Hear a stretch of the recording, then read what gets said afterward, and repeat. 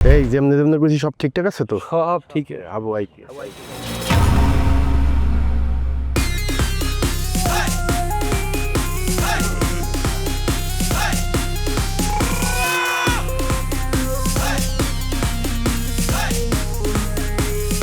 মনা পাজাতে পায় স্বামী টানে নারী চলিয়েছে, হ্যাঁ ঘর থাকতে পারতেছেন না, উদ্বেগ লাগতেছে।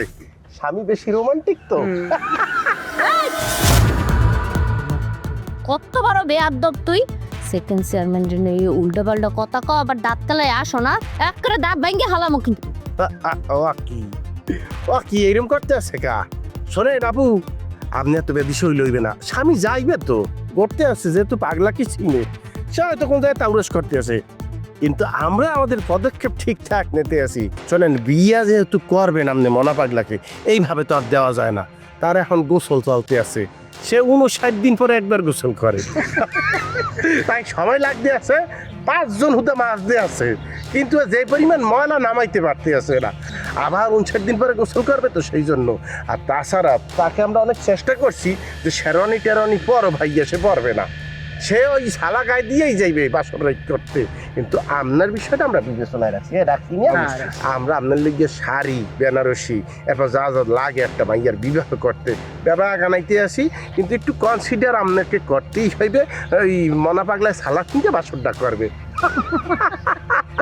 এই উবন্যা হাব্বটা, তোকে কি আমরা বলছি যে সেকেন্ড চেয়ারম্যানের বিয়ের শাড়ি চুরি কিনতে? হ্যাঁ, ওগুলো তো আমি কিনতে পারি।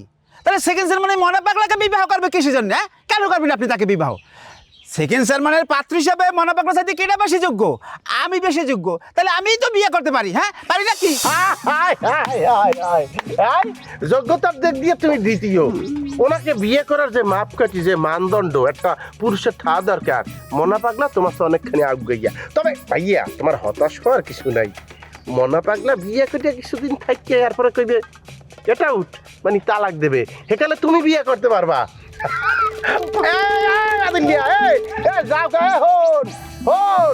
মনা পাগলা বিয়ার কিছুদিনের মধ্যেই টের পাইয়ে যাইবে কেডা বড় পাগলা। তো মনা পাগলার তো জীবনে একটা মায়া আছে, হালাইয়া থেকে দাইবে।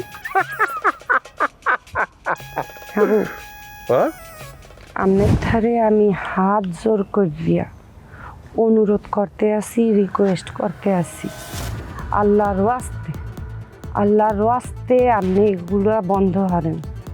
আপনি আমারে মাফ করেন। আপনার কি লাগবে আপনি খালি আমাকে বলেন, আপনার কি লাগবে? এই আগামী মাসে 3 কোটি টাকার টেন্ডার আইতেছে, সেটা আপনার নামে করে দিতে আসি। আপনার ওই যে সালাম কাকুর যে জায়গাটা, এই 20 জায়গা আপনি লইয়ে যান। আপনার আর কি লাগবে? আপনি খালি মুখ ফুটিয়ে বলেন, আমি সব করতে আসি। কিন্তু আল্লাহর দোহাই লাগে, আপনি মনা পাগলারে আমার তারে তুলিয়ে দেন।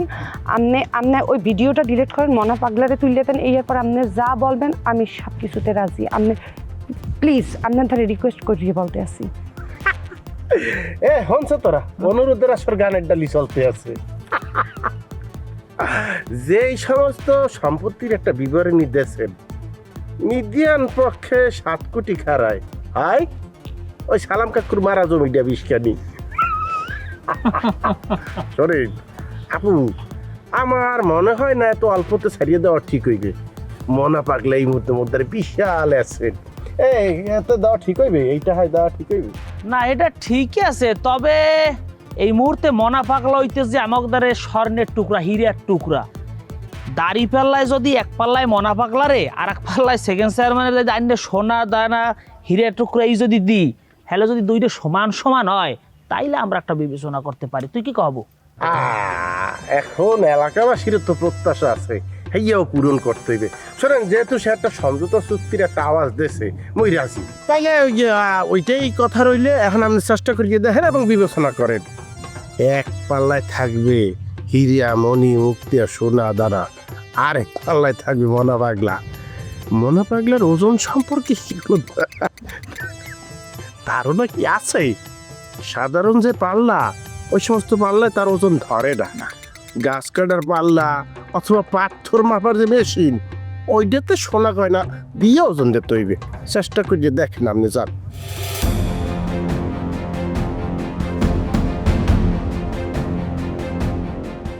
হাত জোর করিয়া, এত রিকোয়েস্ট করিয়া, এত অনুরোধ করিয়া বললাম, হেয়ার পরও আপনি মনটা নরম হইলেন না।